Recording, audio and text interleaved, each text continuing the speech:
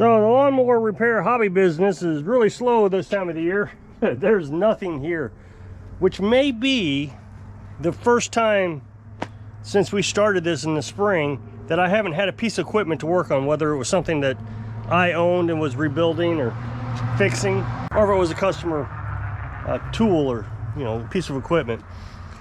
So I got a lawnmower that I have on Facebook Marketplace that I'm trying to sell, but it's not getting any attention. I got this motor.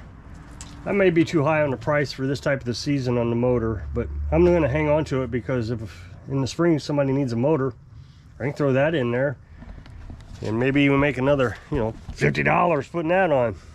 There is a, I don't know, what do you call it? A disdain, maybe is the best way to put it, I don't know, of aftermarket lawnmower parts. You get on YouTube and you watch these guys and they refuse to buy and tell everybody not to buy aftermarket carburetors and ignition coils and internal parts. Now, with internal parts, I agree. There's a lot of evidence that when you buy an internal part like a camshaft, that you will have to replace it. You know, every camshaft I've looked at on Amazon from China, there is at least one commenter in there that says it's bad. Now, there's a way to fix it. What it is the lobes on the camshaft. I think I have one here. I'll grab it. So these lobes on the camshaft are put into these grooved areas on the shaft itself. Well, what happens, you buy these Chinese ones and you can actually, on some of them, just turn them by hand. They shouldn't turn at all, but you can just twist it. So now your timing's off. So they say don't buy them. Now, there is a solution to fixing that.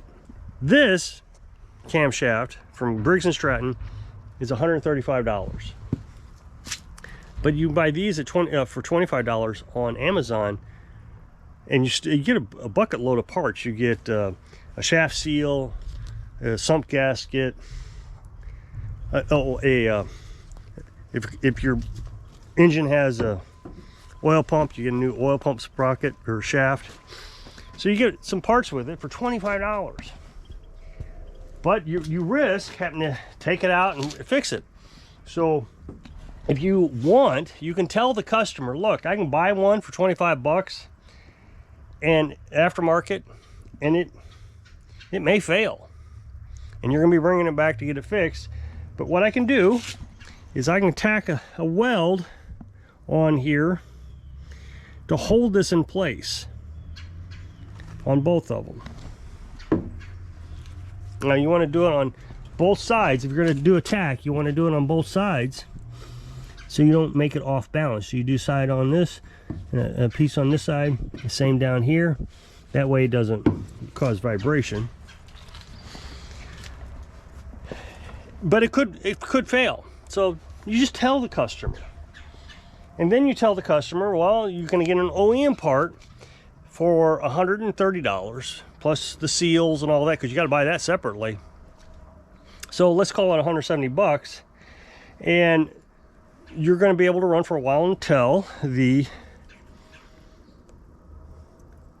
compression relief breaks. That's why you replace these, is because the compression relief broke. Now they'll last a while, but who knows how long. I think it's a pretty good shot that if you have a Briggs & Stratton, you're going to be replacing a compression relief at some point. With the aftermarket, you go on Amazon, you pick up a $25 camshaft, it breaks, they bring it back within 30 days, and you can return it. And they give you a new one, absolutely free. But you buy these OEM ones, and it's hard to return. I mean, it's very difficult. Plus, they want you to do restocking fees and prove that you didn't do something wrong. And it's just a mess. So I can actually give a better guarantee, in all honesty, as a backyard mechanic on an Amazon part, aftermarket part, than I can with an OEM part. So I guess my point is I don't understand the big hate for aftermarket. Just the other day, I worked on a chainsaw, bought an ignition coil, put it on, did some other work to it, started up, and it ran. I don't know, for a good couple minutes, but the carburetor was having some issues. So I shut it off, tinkered with the carburetor for a bit, tried to start it again, and wouldn't start. Checked the spark, and there was no spark. That's the ignition coil. So the ignition coil I just bought went bad. I drove a half a mile down the road to return it, and they sent me a new one. I mean, it was just that simple. So it takes a little while to get the part, but you know, the second part, I usually say I'll have your mower fixed within a week to 10 days. But if that happens, I'll just call them up. Look, the new part failed. I had to get a new one. I'm sure they would understand. So there was no loss there other than a little bit of extra time I had to put into it to put on the ignition coil, which isn't that big of a deal. Or I can go to get an OEM one. And the thing is with ignition coils, they can fail. I just saw it on YouTube. They bought an ignition coil just like I did. OEM, because that's all these YouTubers talk about is OEM. And it failed and they had to get another one. Or it didn't work at all. It didn't fail, it just didn't work. Now, when we get into carburetors, again, you can buy a carburetor for about $25 on Amazon. A great return policy, the whole thing. Or you can get an OEM one for about $90 to $100. With the aftermarket ones, one from China for $25, occasionally there's a problem with it. But it's not even like you have to return them. I mean, the way you listen to these YouTubers and the people online in the comment section, they'll tell you it just doesn't work. It just won't work. What I normally see is it surges like that. And so what you got to do is you open it up, and down in that hole right there is an emulsion tube. And that emulsion tube sends fuel from the bottom of the bowl up into here, causes a little mist inside, and the air carries it into the cylinder. That sometimes is constricted a little bit. It's undersized. So you can buy these little drill bits, is what they are. I mean, they're tiny.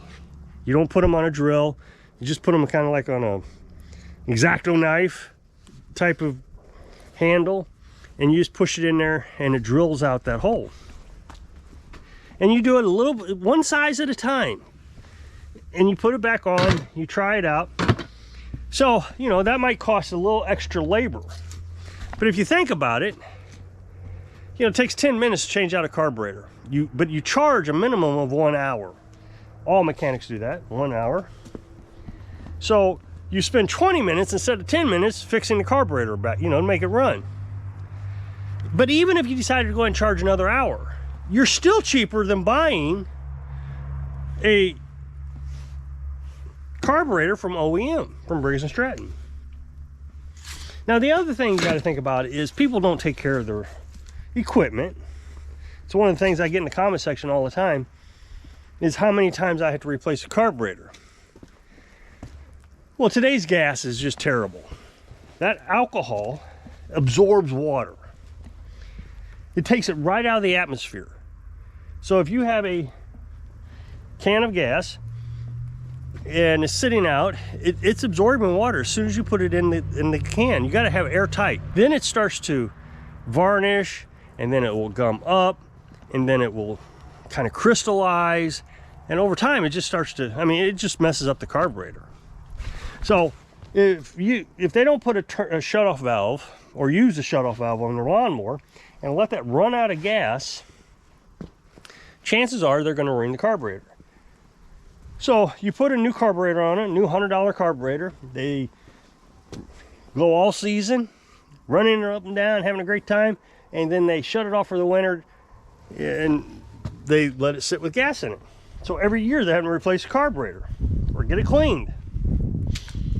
So why are you putting a $100 part on a machine that they're just going to mess up again? You can tell them all day long there's gas in it. You want to get that gas out after 30 days. But there was a guy who brought his saw, his pole saw over. I made a video about that a while back. And he was trying to sell it. So that was in July. Well, in November, it brings back, says it won't run. Well, it had carburetor issues. I replaced the carburetor, bought a new carburetor. It sat around for several months, and the gas messed things up. It was starting to varnish a little. It had collected some water is what the problem was. So I had to get all that cleaned out and run it through, and it ran fine. So they don't listen. So you tell them, I'll guarantee it for 30 days. And if they bring it back within the 30 days, then I can send the part back to Amazon, get a new one, and put it out on for them. I mean, I'm going to lose some money because I'm not going to get paid for that second job. Now, the thing is, I took a car in one time to get the rear wheel bearings replaced.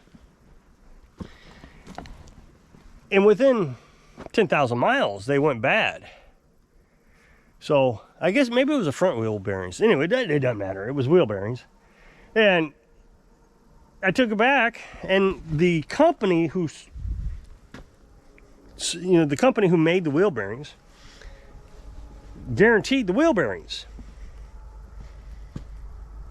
But the main mechanic charged me to put them on. And I didn't think that was fair because he didn't ask me what company to use or any of that. So I still had to pay, and it was pretty expensive. Within 10,000 miles, you're having to pay for a job twice. I didn't think that was fair. So I guess technically, if I wanted to, I could charge to put the OEM part on, the warranty. But no, I'm gonna for 30 days I'd warranty it. After that, then you're running into gasoline issues, and of course the warranty expires. So I don't see the point in charging 4 times the amount for a part that is going to mess up anyways. Now, like I said, the camshaft, I do have a little bit of sympathy for buying OEM, simply because nearly every one of those Chinese camshafts come with the lobe that is going to be messed up. But if you weld it, it will work. Don't know how long, and you're kind of rigging it up. It's not like professionally done. You're welding it. And the other thing is, you don't want to get it too hot, because you get it too hot, then you might actually damage the camshaft. So I do see some sympathy within the camshaft and the internal parts, because it does take a lot of labor to do that. But what's the difference? Briggs & Stratton's compression relief breaks all the time. That's why you're replacing the camshaft 90% of the time. Is because compression relief, 100% of the time, is because the camshaft's compression relief broke. So I don't see the point in charging a big, huge price for a lawnmower. Here's what my problem is I want the work. I want to make money working on lawnmowers. So I need to figure out a way to save my customers their money so they will bring me their lawnmowers to work on. If I'm charging them too much, they're not going to pay it. They'll just go on Facebook Marketplace, buy a piece of junk for $100. Let's say I'm charging $400 or $500 to change out a camshaft. Well, you can go to Facebook Marketplace, pick one up for $200 at last season. You've saved yourself $200 to $300 for the season. So I would rather get to work than them going out and buying a used lawnmower off Facebook Marketplace. I don't understand the logic of all this high-priced stuff. I mean, I guess if you're in town, near a suburb and a rich area, you're going to get that kind of money. I don't think that it's going to happen around here. I just found a webpage of the old mechanic who used to be here, and he closed up, 2 years ago? And he was charging $30 plus parts for an oil change on a lawnmower, which that's right where I'm at. Now you go over a town over and they're charging nearly 4 times more than what I charge. So again, you're not gonna, you got to look at your market when you're getting into business. You can say I'm worth $100 an hour all you want until you close your doors, or you can say I'm worth $50 and you're gonna do a lot better. So if you'll click this up next box, it'll take you to a video where I was doing something, so I hope I can inspire you to think about what you're doing so you can live your dreams. Thanks for watching.